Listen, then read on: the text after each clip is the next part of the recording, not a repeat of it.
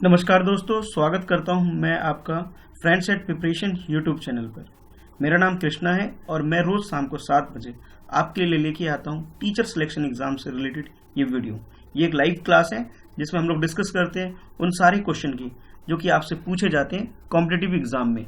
जो अगर आप टीचर सिलेक्शन एग्जाम की तैयारी कर रहे हैं, चाहे वो टीजीटी, पीजीटी, पीआरटी, एचएम, किसी भी पोस्ट के लिए अगर आप अप्लाई कर रहे हैं और उसके बाद प्रिपरेशन कर रहे हैं उसको रिलेटेड, तो ये वीडियो आपके लिए काफी यूजफुल होने वाली है। तो मेरे साथ बने रहिए और क्वेश्चन की प्रैक्टिस करिए। अगर आप कोई मिस्टेक करते हैं तो फिर ध्यान से सुनिए आप कहाँ गलती कर रहे हैं और उस टर्म को रिवाइज करिए। चलिए स्टार्ट करते हैं। आज की जो टीचिंग होने वाली है, आज की जो क्लास है, इसमें मोस्टली जो बेस्ड होगा सोशल स्टडीज की पेडागोजी के ऊपर, यानी कि आप कह सकते हैं ईवीएस पेडागोजी और सोशल साइंस पेडागोजी, इस पे ज्यादा फोकस होने वाला है आज की वीडियो में। चलिए स्टार्ट करते हैं। इसके अलावा भी अगर आप किसी और सब्जेक्ट से रिलेटेड भी अगर आप प्रिपरेशन कर रहे हैं तब भी पेडागोजी आपके लिए काफी यूजफुल होने वाली है। चलिए स्टार्ट करते हैं। What is the main purpose of the open book evaluation? इस क्वेश्चन में आपसे पूछा जा रहा है कि ओपन बुक इवेल्युएशन जो होता है उसका मेन पर्पस क्या होता है। तो आपके पास ये 4 ऑप्शन दिए गए हैं, उस 4 में से सही ऑप्शन आपको चूज करना है। फर्स्ट ऑप्शन है आपके पास, student can answer exactly according to the text book, कि इस ओपन बुक इवेल्युएशन में स्टूडेंट डायरेक्टली आंसर कर पाए जो जैसे टेक्स्ट बुक में मेंशन है, ये इसका मेन पर्पस है। ऑप्शन फर्स्ट में आपसे ये बोला गया। ऑप्शन सेकंड में आपसे बोला गया, student need not to feel the burden of the rote memorizing all facts and detail, कि ये जो बर्डन होता है रट्टा लगाना, रोट लर्निंग का जो एक बर्डन क्रिएट हो गया है स्टूडेंट के अंदर, उसको दूर करने के लिए कि हर एक फैक्ट को, हर एक डिटेल को जो याद करने का जो एक सरदर्दी कह लीजिए बच्चों के दिमाग में जो बैठ गई है कि रोट लर्निंग का, इसको दूर करना ओपन बुक इवेल्युएशन का मेन थीम है या मेन पर्पस है। थर्ड ऑप्शन है आपके पास, teachers need not undergo extra pressure to frame new question, इसमें टीचर को एक्स्ट्रा क्वेश्चन फ्रेम ना करना पड़े। ये जो एक प्रेशर क्रिएट होता है टीचर्स के लिए, उसको हटाना, उसको करना, ये मेन पर्पस है इस ओपन बुक इवेल्युएशन का। फोर्थ ऑप्शन है आपके पास, student need not read extra book, कि स्टूडेंट एक्स्ट्रा बुक रीड ना करें, इसके लिए जो ये ओपन बुक इवेल्युएशन का कॉन्सेप्ट आया हुआ है, ये इसका मेन पर्पस है। तो आपके अकॉर्डिंग मेन पर्पस क्या है इस 4 ऑप्शन में से, आप उसे चूज करिए। तो इस क्वेश्चन का जो करेक्ट आंसर है, करेक्ट आंसर इसका सेकंड है। इसमें जो बोला गया कि बर्डन ऑफ रोट लर्निंग या रोट मेमोराइजिंग, कि हर फैक्ट को, हर डिटेल को जो बच्चा याद करने की जो प्रवृत्ति हो गई है आज के टाइम पे स्टूडेंट के अंदर, इस बर्डन को दूर करने के लिए इस ओपन बुक इवेल्युएशन को लाया गया है। ठीक है, तो करेक्ट आंसर आपका सेकंड हो गया। अब देखते हैं next question. Which of the following would be the best closure task after the teaching of theme the making of regional culture? Suppose अगर आप इस टॉपिक पर अपनी क्लास में पढ़ा रहे हैं, ठीक है, मेकिंग ऑफ रीजनल कल्चर, ठीक है, जैसे हम हिंदी में बोलते हैं क्षेत्रीय संस्कृति का निर्माण, इस टॉपिक पे आप पढ़ा रहे हैं और आपने अपनी टीचिंग क्लोज की, यानी कि आपने इस टॉपिक को कंप्लीट कर दिया क्लास में। अब आप चाह रहे हैं कि बच्चों को कुछ टास्क दिया जाए, कुछ होमवर्क दिया जाए या कुछ भी काम दिया जाए बच्चों को इस थीम के ऊपर, इस टॉपिक के ऊपर, तो आप क्या देना चाहेंगे? तो आपके पास ये 4 ऑप्शन दिए गए हैं, पहले तो ये पढ़ लेते, उसके बाद आपके पास कोड गिवन है कि इस कोड के अकॉर्डिंग आपको आंसर करना है। तो काम क्या क्या है पहले ये देख लेते हैं।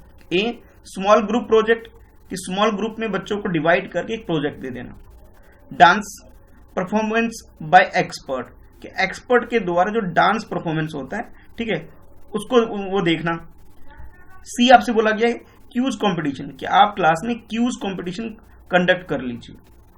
और डी में आपसे बोला जाएगा कि कोलार्ज मेकिंग, उस टॉपिक के ऊपर आप बच्चों को दे सकते हैं कि कोलार्ज मेकिंग, कोलार्ज बनाने का काम दे सकते हैं। तो ये 4 एक्टिविटी आपको दी गई है इसके रिलेटेड। और फिर ये ऑप्शन दिया गया है कि फर्स्ट ऑप्शन बोला गया है बी सी डी, कि बी सी और डी एक्टिविटी आप दे सकते हैं बच्चों को करने के लिए। सेकंड ऑप्शन में आपसे बोला जा रहा है कि आप ए बी सी, ये 3 जो आपके पास ये जो एक्टिविटी दे रखी है, इनको आप यूज कर सकते हो, बच्चों को आफ्टर लर्निंग ये दे सकते हो। उसका थर्ड ऑप्शन आपके पास है, उसमें बोला जा रहा है ए बी और डी, इन ये ए बी और डी ये आप दे सकते हैं बच्चों को आफ्टर टीचिंग। और लास्ट फोर्थ ऑप्शन में आपके पास है ए सी और डी, ये आप दे सकते हैं बच्चों को आफ्टर टीचिंग उस थीम के ऊपर काम करने के लिए। तो आप एज ए टीचर किसको चूज करेंगे, आप अटेम्प्ट करिए इस क्वेश्चन को। तो इस क्वेश्चन का जो करेक्ट आंसर इसका फोर्थ है, यानी कि after teaching making of regional culture. इस टॉपिक के ऊपर आप जो बेस्ट काम जो दिया जा सकता है वो ये दिया जाता है कि स्मॉल ग्रुप में बच्चों को डिवाइड करके एक प्रोजेक्ट दे दिया आपने, ठीक है, और क्यूज कंपटीशन आप करा सकते हैं कि बच्चे ने उस कॉन्सेप्ट को कितना सीखा, कितना प्रैक्टिकली उस चीज को समझ पाए हैं, ठीक है। और नेक्स्ट जो आपसे बोला कि डी यानी कि कोलाज मेकिंग, यानी कि ACD, कि आप इन एक्टिविटी को दे सकते हैं आपने टीचिंग लर्निंग प्रोसेस के बाद बच्चों को करने के लिए। तो करेक्ट आंसर आपका फोर्थ हो गया। देखते हैं next question. Imagine you have inherent a kingdom, how would you make your kingdom stable and prosperous. मान लीजिए कि आपको एक राजा है, एक पूरी विरासत मिली हुई है, आपको एक बड़ा किंगडम, एक पूरा साम्राज्य आपको मिला हुआ है, ठीक है। आप किस तरह से अपने किंगडम को स्टेबल करके रखेंगे, यानी अपने साम्राज्य को बचा के रखेंगे और उसकी प्रोस्पेरिटी को भी ध्यान रखेंगे, यानी कि उसकी समृद्ध जो भी उसकी क्वालिटीज हैं उसको भी बचा के रखेंगे। तो ये सारे काम उसको समृद्ध कैसे बनाएंगे, इसके बारे में आपसे इस क्वेश्चन को पूछा जा रहा है, ठीक है। तो ये है आगे जो बोला जा रहा है आपसे, in context of above question as a teacher which skill would you emphasize upon while the student। कि मान लीजिए आप क्लास के अंदर पढ़ा रहे हैं, ठीक है, और ये कॉन्सेप्ट है कि मान लीजिए आपके पास का एक बड़ा सा किंगडम, एक साम्राज्य है, और साम्राज्य के साथ साथ आप चाहते हैं कि इसका स्टेबल भी रहे, स्टेबल के साथ साथ प्रॉस्परस, यानी कि इसका समृद्धि जो है इसकी और बढ़े। तो एज ए टीचर आप क्या कर सकते हैं स्टूडेंट के ऊपर कि भाई इस समृद्धि को बना के भी रखना है, साम्राज्य को बना के भी रखना है। तो बीइंग ए टीचर आप क्या कर सकते हैं इसके लिए, ये बताना है आपको। तो 4 ऑप्शन है आपके पास, ऑप्शन 1 2 3 4, एक एक करके देख लेते हैं 4 ऑप्शन में है क्या। जैसे फर्स्ट ऑप्शन आपके पास, इसमें बोला गया एबिलिटी टू रीजन, कि बच्चों में रीजन ढूंढने की यानी तर्क करने की क्षमता डेवलप करेंगे, ताकि वो डिसाइड करे कि भाई ये साम्राज्य ठीक है या नहीं है। अगर ठीक है तो इसको बच्चा खुद आगे अपने तर्क शक्ति से इस चीज को आगे स्टेबल बनाए और फिर इसकी प्रॉस्पेरिटी पे काम करे। ये फर्स्ट ऑप्शन बोला गया। सेकंड ऑप्शन बोला गया कंपैरिजन एक्सपीरियंस, कि बच्चों को आप ये क्षमता डेवलप करेंगे कि वो कंपैरिजन करेंगे अपने एक्सपीरियंस के साथ साथ। थर्ड में बोला जा रहा है आपसे एबिलिटी टू एनालाइज, कि विश्लेषण करने की क्षमता आप बच्चों के अंदर डालेंगे। और फोर्थ ऑप्शन जो बोला गया वो ये बोला गया infer and extrapolate from situation, कि इन्फर करना, यानी कि उसको इन्फर का मीनिंग यहाँ पे है उस चीज को बिल्कुल अलग कर देना, ठीक है, और कुछ एक्स्ट्रा वर्क करना। मतलब अलग करने का मतलब ये है कि जैसे मान लीजिए स्टेबल जो किंगडम जो मिला हुआ है उसको बिल्कुल जो मतलब पहले से उसको थोड़ा अलग कर देना और कुछ एक्स्ट्रा एफर्ट लगाना, कुछ और काम करना, ये बोला गया फोर्थ ऑप्शन में। तो आपके हिसाब से करेक्ट आंसर इसका क्या है, एक बार अटेम्प्ट कर लीजिए। तो इस क्वेश्चन का जो करेक्ट आंसर इसका फोर्थ है, यानी कि आप स्टूडेंट के अंदर ये एबिलिटी डालेंगे कि वो जो करंट सिचुएशन है, यानी करंट सिचुएशन का मतलब है जो करंट इनहेरिटेंट उसको जो मिला हुआ किंगडम, उसको पहले से अलग करना।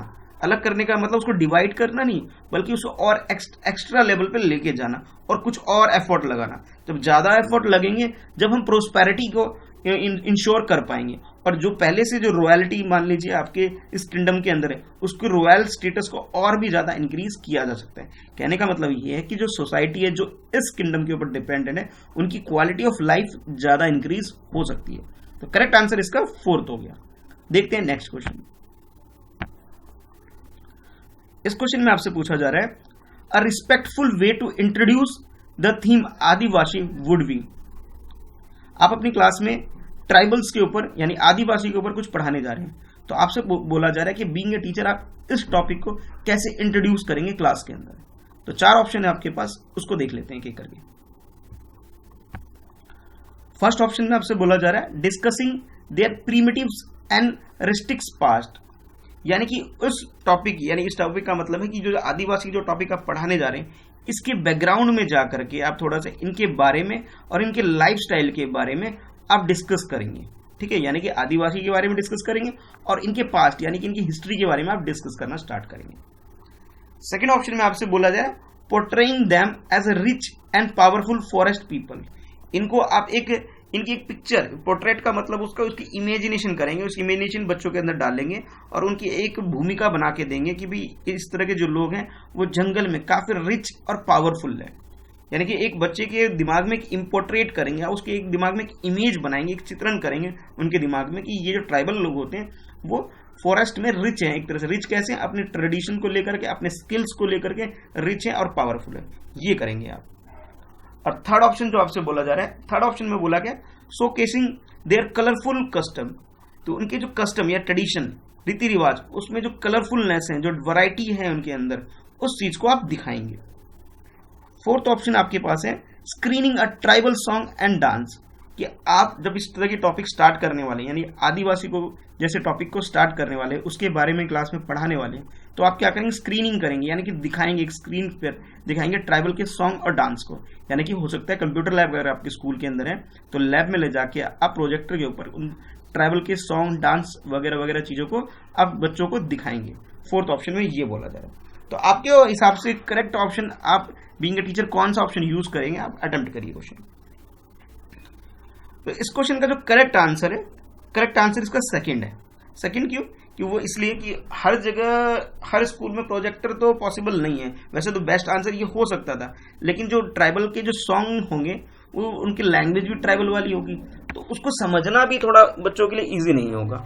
और दूसरा ये कि हर स्कूल में पॉसिबली ये चीज स्क्रीनिंग पॉसिबल नहीं है, तो इसके लिए बेस्ट तरीका ये है कि आप जब क्लास में पढ़ा रहे हैं तभी उसके बारे में, ट्राइबल्स के बारे में, उनके लाइफस्टाइल के बारे में और उनके पावर के बारे में, उनके रिचनेस के बारे में आप क्लास में ही उसका चित्रण करें, यानी कि पोर्ट्रेट करें उनके माइंड में। वो कैसे कर सकते हैं? वो वेरियस तरीके हैं। आप टीचिंग स्टाइल से उनको समझा करके, पिक्चर दिखा करके, अगर पॉसिबल है कि जो चीज आप as a teacher teaching aid use कर सकते हैं तो उसे यूज करके, यानी कि करेक्ट आंसर जो इसका होगा वो हो जाएगा सेकेंड। चलिए देखते हैं next question. While teaching controversial issue in social science class, you should, जब आप क्लास के अंदर एक कोई कंट्रोवर्शियल टॉपिक के ऊपर पढ़ा रहे हैं तो आपको क्या करना चाहिए? सोशल साइंस आप पढ़ा रहे हैं, ईवीएस पढ़ा रहे हैं आप क्लास के अंदर, अब कोई ऐसा टॉपिक आपने चूज कर लिया है जो कि क्लास में कोई कंट्राडिक्ट कर सकती है बच्चों के आपस में बिहेवियर को, तो इस चीज को ध्यान में रखते हुए आप क्या करने वाले हैं? तो आपके पास 4 ऑप्शन है। तो फर्स्ट ऑप्शन आपके पास ये, keeping in the mind students background and discuss only non hurtful aspect, यानी कि उस कंट्रोवर्शियल टॉपिक को जरूर आप पढ़ा रहे हैं लेकिन आप सिर्फ उस चीज को डिस्कस करेंगे और बच्चों को माइंड को ध्यान में रखते हुए बैकग्राउंड में सिर्फ उतनी ही चीज डिस्कस करेंगे जो कि हार्मफुल ना हो क्लास के अंदर। यानी कि जैसे इसमें बोला गया, discuss only non hurtful aspect, वो टॉपिक जो किसी को हर्ट ना पहुंचाए उस चीज को छोड़ करके बाकी चीजों को आप डिस्कस करें। ऑप्शन फर्स्ट में ये बोला गया। ऑप्शन सेकंड में आपसे बोला गया कंप्लीटली अवॉइड कन्फ्रॉमेंटेशंस, कि आप बिल्कुल भी, कन्फ्रॉमेंटेशन का मतलब है जो भी इनके बीच में डिस्प्यूट्स होते हैं, यानी कि टकराव होते हैं, उस चीज को बिल्कुल अवॉइड करो क्लासरूम के अंदर। थर्ड ऑप्शन आपके पास ये, take them as occasionally and conduct brief discussion, ये आप कभी कभार करोगे, रेगुलर बेसिस पे नहीं करोगे और उसके बारे में सिर्फ ब्रीफ डिस्कशन करोगे आप, ये बोला जा रहा है थर्ड ऑप्शन में। और फोर्थ ऑप्शन जो आपके पास है उसमें बोला जा रहा है take them up with proper planning to initiate and dignified discussion, कि आप जो इस तरह के डिस्कशन क्लास के अंदर स्टार्ट करोगे उसे प्रॉपर प्लानिंग के साथ और एक डिज्नीफाइड डिस्कशन, यानी कि बिल्कुल प्री प्लान्ड, बिल्कुल एक गरिमा में, एक सिस्टमैटिक, एक नर्मता पूर्वक एक डिस्कशन क्लास के अंदर रखोगे, ये बोला जा रहा है फोर्थ ऑप्शन में। तो आपके अकॉर्डिंग इसका करेक्ट आंसर क्या होगा? 4 ऑप्शन आपके पास, जब आप पढ़ा रहे हैं किसी कंट्रोवर्शियल टॉपिक या इश्यूज को, तब आप क्या करेंगे? तो इसका जो करेक्ट आंसर है ये फोर्थ है, यानी कि इस तरह के टॉपिक को पढ़ाने के लिए सबसे पहले आप क्या करेंगे? प्लानिंग करेंगे, कि कंट्रोवर्शियल टॉपिक है, डिस्ट्रीब्यूट हो सकता है बच्चों के बीच में, आर्गुमेंट हो सकता है, ठीक है, तो इस तरह की बैड कंडीशन क्लासरूम के अंदर ना बने, तो आपके पास पूरी प्लानिंग होनी चाहिए सिचुएशन को कंट्रोल करने के लिए। और इनिशिएट करेंगे बिल्कुल डिग्निफाइड मैनर, डिग्निफाइड का मतलब एक बिल्कुल सभ्य इंसान जैसे बातचीत करता है, डिस्कशन करता है, उस तरह का आप डिस्कशन क्लास में ऑर्गेनाइज करेंगे। तो करेक्ट आंसर इस क्वेश्चन का हो गया फोर्थ।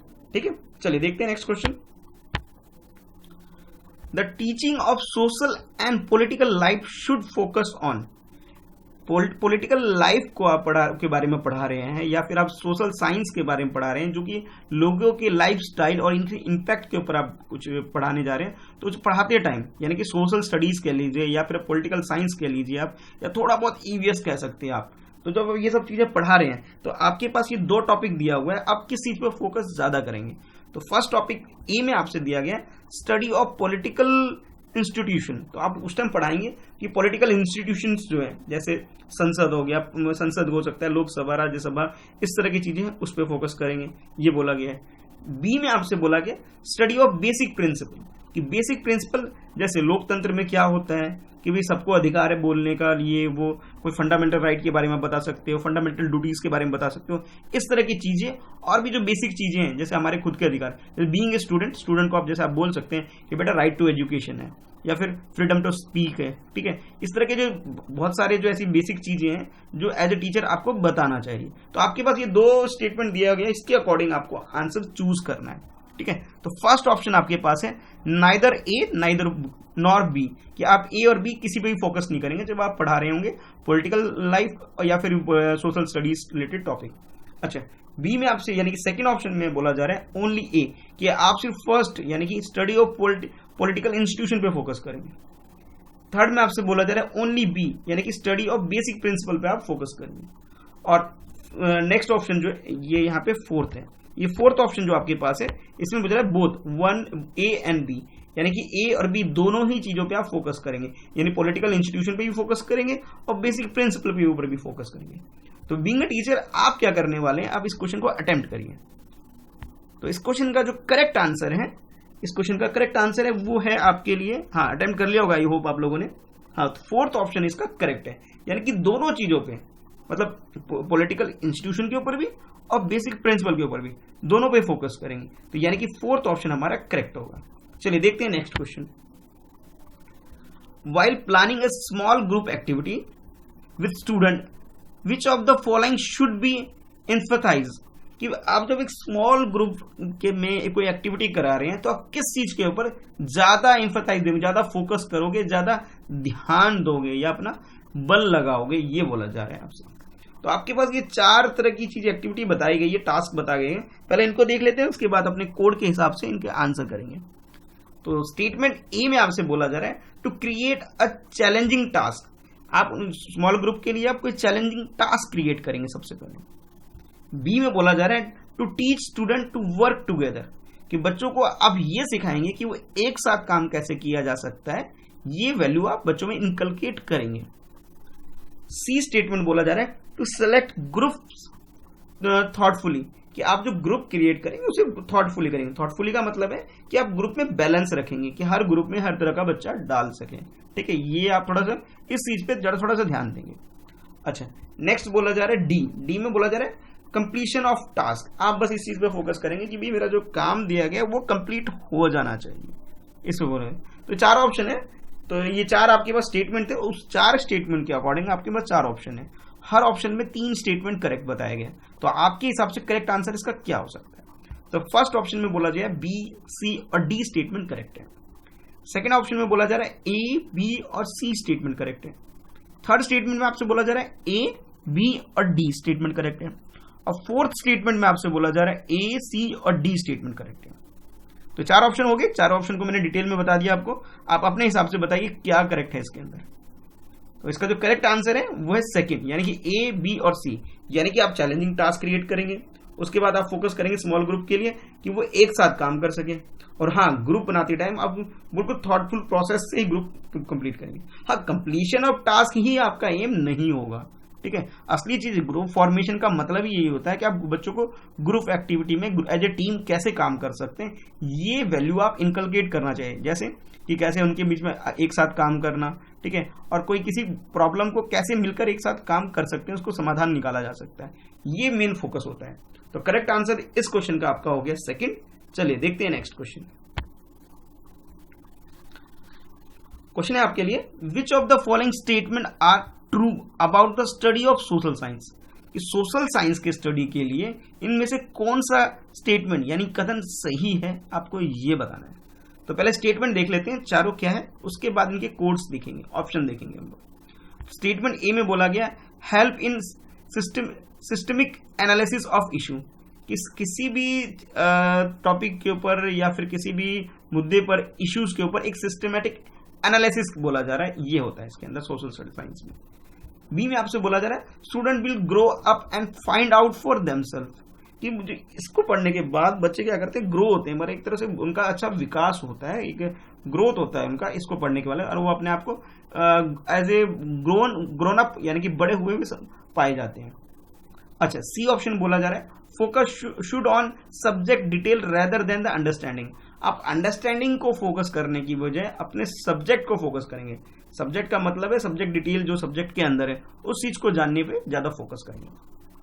अच्छा, डी ऑप्शन में बोला जा रहा है building sensitivity and curiosity as much as provided information, कि इंफॉर्मेशन जैसे आप प्रोवाइड करते हैं तो आप ये उसमें ये ध्यान रखें कि बच्चे के अंदर सेंसिटिविटी और क्यूरियोसिटी डेवलप करेंगे, यानी कि बच्चे को सेंसिबल बनाएंगे, उसे क्यूरियोसिटी फुल बनाएंगे, जिज्ञासापूर्ण कह लीजिए, या फिर संवेदनफुल बनाएंगे अपने सोशल स्टडीज को पढ़ने के बाद या पढ़ाने के बाद। ये बोला जा रहा है डी ऑप्शन में। तो आपके हिसाब से करेक्ट ऑप्शन क्या है? जैसे ऑप्शन में ये ए यानी वन में बोला जा रहा है सी और डी स्टेटमेंट करेक्ट है, सेकंड में बोला जा रहा है ए और सी स्टेटमेंट करेक्ट है, ये वाला और ये बी वाला, सी ये वाला। उसके बाद नेक्स्ट बी थर्ड में बोला जा रहा है ए और सी स्टेटमेंट वो करेक्ट है, और आगे नेक्स्ट जो फोर्थ ऑप्शन है आपके पास उसमें बोला जा रहा है बी स्टेटमेंट और डी स्टेटमेंट करेक्ट है। तो आई होप क्वेश्चन अच्छे से देख लिया होगा आपने, पढ़ लिया है। अब क्वेश्चन को अटेम्प्ट करिए। तो इस क्वेश्चन का जो करेक्ट आंसर है वो है थर्ड, यानी कि ए एंड डी, यानी कि फर्स्ट, कि बच्चे के अंदर एक ये जो सोशल साइंस जो सब्जेक्ट होता है वो बच्चों को हेल्प करता है कि सिस्टमेटिक एनालिसिस करने पर किसी भी इश्यूज के ऊपर। अच्छा, डी बोला जा रहा है कि उनको सेंसिबल बनाया जाता है, क्यूरियोसिटी मतलब किसी भी इंफॉर्मेशन के रिगार्डिंग उसे क्यूरियोसिटी उसकी डेवलप की जाती है इसके अंदर, यानी कि करेक्ट आंसर जो आपका हो गया वो यानी कि थर्ड हो गया। चलिए अब देखते हैं नेक्स्ट क्वेश्चन। इस क्वेश्चन में आपसे बोला जा रहा है the writing of the following can not be attributed as a primary source, कि प्राइमरी सोर्स के रिगार्डिंग में वो पूछा जा रहा है क्वेश्चन कि ये इसको आप प्राइमरी सोर्स के अंदर एट्रीब्यूट नहीं कर सकते। तो पहले तो आपको ये प्राइमरी सोर्स है, इसको क्या होता है ये पता होना चाहिए। तो किसी भी डाटा या इंफॉर्मेशन को कलेक्ट करने के हमारे पास दो सोर्स होते हैं, एक होता है प्राइमरी सोर्स, एक होता है सेकेंडरी सोर्स। प्राइमरी सोर्स क्या होता है? जिस इंफॉर्मेशन को आप गैदर कर रहे हैं इसे पर्टिकुलर उसी प्लेस से गैदर कर रहे हैं जहां पे ये एक्टिविटी हुई है, इसे प्राइमरी सोर्स ऑफ डाटा कहते हैं। सेकेंडरी सोर्स उसको कहते हैं कि मान लीजिए आप किसी इवेंट के बारे में डाटा कलेक्शन करना जा रहे हैं, लेकिन आप डाटा उस पर्टिकुलर प्लेस पे जाके ना कर रहे हैं, तो किसी और सोर्स से, यानी किसी और ने ऑलरेडी उसे कंडक्ट किया हुआ है, सोर्स इन्फॉर्मेशन कलेक्ट किया, आप उससे डायरेक्टली उस डाटा को ले लेते हैं। फॉर एग्जाम्पल, आप लाइब्रेरी चले गए, ठीक है, लाइब्रेरी में आपके पास पुरानी कोई इन्फॉर्मेशन रखी हुई है, आपने वहां से उठा लिया इन्फॉर्मेशन, ठीक है। या फिर आप ये कोई मान लीजिए कोई इवेंट कंडक्ट हुआ, उस इवेंट में जाकर वहां से डाटा ना कलेक्ट करने की जगह किसी ने उस इवेंट के ऊपर रिपोर्ट बनाया, आप उस रिपोर्ट के बेसिस पे अपना डाटा कलेक्शन कर रहे हैं, ठीक है, यानी कि वहां से अपनी इन्फॉर्मेशन निकाल रहे हैं, तो वो सेकेंडरी सोर्स हो गया। सेकेंडरी सोर्स में हम अदर सोर्स यूज करते हैं। प्राइमरी सोर्स में क्या करते हैं? जो चीज जहां से रिलेटेड होते हैं वहीं से डाटा पिक करते हैं। आई होप क्लियर हो गया होगा ये प्राइमरी सोर्स और सेकेंडरी सोर्स क्या है। चलिए अब क्वेश्चन को समझिए। क्वेश्चन अभी काफी इजी हो गया होगा आपके लिए समझने के लिए कि इनमें से किसको आप प्राइमरी सोर्स के एट्रीब्यूट के अंदर नहीं डालेंगे, ठीक है। तो आपके पास ये चार ऑप्शन है आपके पास। फर्स्ट है आपके पास जियाउद्दीन बर्नी, सेकेंड ऑप्शन है आपके पास मुजफ्फर आलम या अलाम बोल सकते हैं आप, थर्ड ऑप्शन है आपके पास अबू फजल, और फोर्थ ऑप्शन जो आपके पास है वो है राष्ट्रीय सुंदरी देवी। तो आपके हिसाब से करेक्ट आंसर इसका क्या है ये बताइए। तो करेक्ट आंसर इस क्वेश्चन का है वो है सेकंड जो कि मुजफ्फर अलाम। बाकी ये लोग जो है ये प्रॉपर हिस्टोरियन थे या फिर इन्होंने खुद चीजों को ऑब्जर्व करके लिखते थे, ये एक राइटर है। अच्छा, ये जो बर्नी है या फिर अबुल फजल है, जो बाकी लोग हैं, ये लोग जो चीज जब हुई उस टाइम पे, तो उस टाइम पीरियड में थे लोग और इन्होंने वहां से हिस्ट्री के बारे में लिखा था। पर कि ये तो एक रिसर्च स्कॉलर टाइप से आप समझ सकते हैं। तो करेक्ट आंसर जो आपका इस क्वेश्चन का हो गया वो हो गया सेकंड, यानी कि मुजफ्फर अलाम। चलिए देखते हैं नेक्स्ट क्वेश्चन।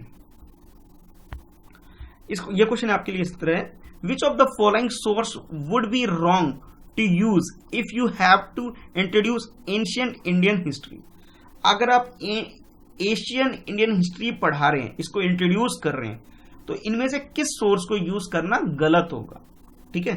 जैसे आपसे बोला गया ना, विच of the following source would be wrong यानी गलत होगा उनको इस्तेमाल करना अगर आप क्या पढ़ा रहे हैं, इंडियन एंशियन हिस्ट्री के बारे में अगर आप पढ़ा रहे हैं या इसको इंट्रोड्यूस कर रहे हैं। तो चलिए देखते हैं ऑप्शन क्या है।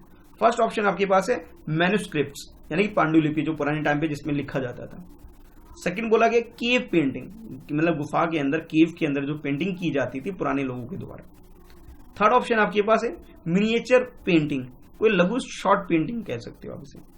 अच्छा, फोर्थ ऑप्शन जो आपके पास है उसमें ना इंस्क्रिप्शन, यानी कि किसी पत्थर वत्थर पे कुछ लिखा रहता है ना, जैसे पुराने, जैसे आपने किसी हिस्टोरिकल प्लेस पे अगर आपने विजिट किया हुआ है तो वहां पे आप देखते हैं कि भी उस मोन्यूमेंट के बारे में कुछ कुछ लिखा होता है। जैसे मान लीजिए आप लाल किला गए हैं या कुतुब मीनार गए हैं तो वहां लिखा रहता है इसको इसने बनाया है, इस सन में बनाया है, कुछ उसके बारे में कुछ बेसिक इन्फॉर्मेशन मेंशन होती है, आप उसे बोल सकते हैं। तो 4 ऑप्शन है आपके पास, चारों में से आपके हिसाब से एंशिएंट हिस्ट्री की रिलेटेड जो चीज नहीं है आपको वो बतानी है।